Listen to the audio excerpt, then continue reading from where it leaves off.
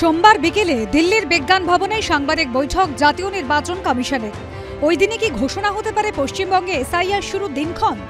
এই নিয়ে জল্পনা যখন তুঙ্গে, তখন চর্চায় বিএলও বা বুথ লেভেল অফিসারদের ভূমিকাও। একদিকে নির্বাচন কমিশন স্পষ্ট জানিয়ে দিয়েছে, বিএলওদের এসআইআর সংক্রান্ত কাজের সময় অন্য কাজ করতে হবে না। এই নিয়ম প্রযোজ্য থাকবে বিএলও হিসেবে দায়িত্বপ্রাপ্ত স্কুল শিক্ষকদের ক্ষেত্রেও। এসআইআর এর সঙ্গে যুক্ত কোনো কর্মী আধিকারিককে বদলি করা যাবে না। আর এই বুথ লেভেল অফিসার হিসেবে দায়িত্বপ্রাপ্ত কর্মীদের মধ্যে একটা বড় অংশে রয়েছেন সরকারি এবং সরকারি সাহায্যপ্রাপ্ত স্কুলগুলির শিক্ষকরা।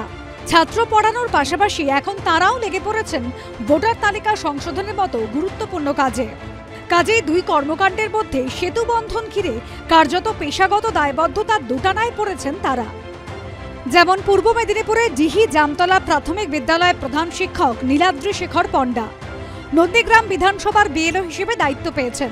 তিনি আশঙ্কা প্রকাশ করেছেন, তালিকা সংশোধনের কাজে তিনি ব্যস্ত থাকলে স্কুলের কাজও ব্যাহত হতে পারে।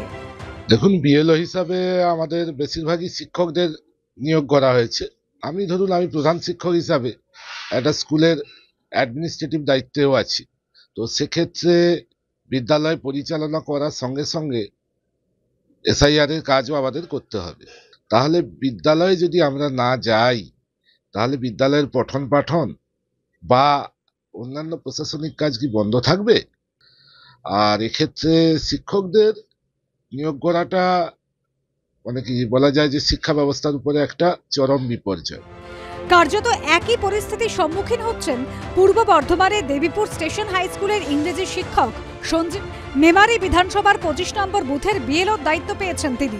তার দাবি, এসআইআর সংক্রান্ত ম্যাপিং এর কাজে ক্ষতিগ্রস্ত হচ্ছে স্কুলের কাজকর্ম, সময় দেওয়া যাচ্ছে না পরিবারকেও। অতিরিক্ত দায়িত্ব হিসেবে আবার ইলেকশন কমিশন আমাদেরকে বিএলওর ডিউটিটা দিয়েছে। এতে করে দেখুন, আলটিমেটলি সাফারার কিন্তু হবে স্টুডেন্টরা।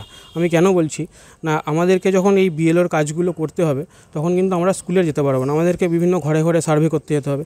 তাহলে সেক্ষেত্রে আমার ক্লাসটা কিন্তু হ্যাম্পার হবে এবং আমার উপর যে সিলেবাসের দায়িত্বটা থাকবে সেই সিলেবাসটা কিন্তু কমপ্লিট হবে না। তাহলে এক্ষেত্রে আলটিমেট সাফারার কিন্তু হবে স্টুডেন্টরা। ম্যাপিংয়ের কাজটা অলরেডি প্রায় শেষের দিকে।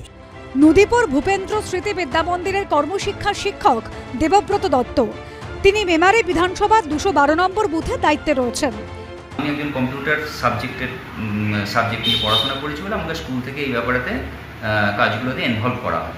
তো আমার সমস্যা থেকে আমি এটা দেখছি যে তার মানে আমি এই যে টোটাল কাজটা করব, তাহলে সেক্ষেত্রে আমার যে টাইম, আমি এগুলোকে ইগনোর করতে পারছি না এবং স্কুলেতে আমি যে যাচ্ছি আমার স্কুল হ্যাম্পার হচ্ছে। ছুটির দিনেও আমাদেরকে কাজ করতে হবে, স্কুল আওয়ার্সের কাজ মেনটেন করার পরে এই বিএলও হিসেবে আমাকে কাজ করতে হবে, ডোর টু ডোর সার্ভে করতে হবে। স্কুল আওয়ার্সের বাইরে গিয়ে সকাল এবং রাত্রে যদি সেই কাজগুলো করি, তারপরে সারাদিন স্কুল করি, তাহলে আমি ফ্যামিলিকে কখন সময় দেবো?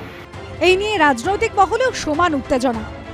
এবার বিএলওদের এখন আর কোনো কাজ করা যাবে না, শুধু নির্বাচন কমিশনের কাজ।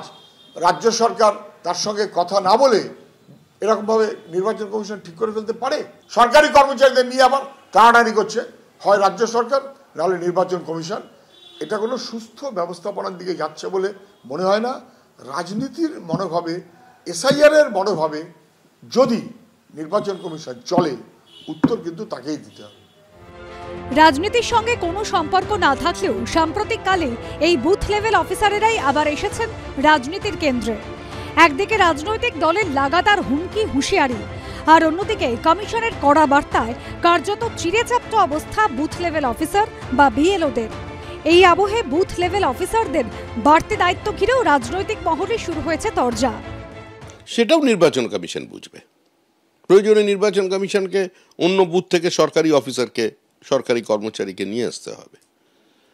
স্কুল টিচারদেরই রাখতে হবে এরকম তো কোনো নির্দেশিকা নেই, যেখানে স্কুল শিক্ষকের পরিবর্তে অন্য কোনো সরকারি কর্মচারী পাওয়া যাবে, তাদের নিয়ে আসতে হবে, সেটা দেখা। বিএলও অধিকাংশ যারা ডিপ্লয়েড তারা স্কুল কলেজের শিক্ষক। মাধ্যমিক যারা দেবে তাদের টেস্ট রয়েছে, মাধ্যমিক পরীক্ষা কদিন পরে, নকিং এট দ্য ডোর। সেই সময় দাঁড়িয়ে যদি সমস্ত শিক্ষককে তুলে নেওয়া যায়, একটা স্কুলে ধরুন 2জন ভূগোলের শিক্ষক থাকে, 2জনকেই তুলে নেওয়া হবে। রাষ্ট্রবিজ্ঞানের শিক্ষক থাকলে তাকে তুলে নেওয়া হবে, তাহলে সেই স্কুলটার ক্লাসের পঠন পাঠন চলবে কি করে? বিজেপির কাছে আসলে এ রাজ্যের ছাত্রছাত্রীরা শিক্ষিত হোক এটা কাম্য নয়। বিজেপির কাছে নিজের ভোটের ফায়দা লোটার জন্য, এসআইআর এ ভোট চুরি করার জন্য প্রয়োজনে স্কুল বন্ধ করে দাও। এখন দেখার বাস্তব পরিস্থিতি ঠিক কি হয়। সুদীপ্ত আচার্য, দীপক ঘোষ ও সত্যজিৎ বৈদ্যের রিপোর্ট, এবিপি আনন্দ।